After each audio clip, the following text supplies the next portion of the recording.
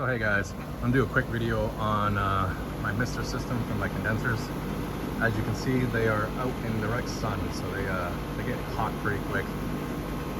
We're in Florida, so they run constant. You can see how I have them set up. So my bottom rail, they're pointed up and out a little, and when they're on it just sucks it right in.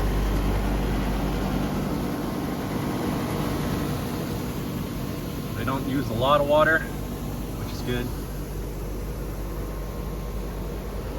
but it definitely brings the head pressure down.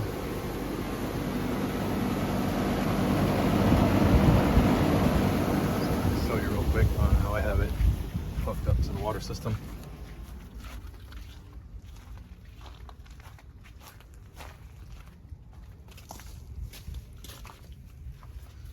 I just have it on this little timer here, and it runs for about 5 to 10 minutes every hour.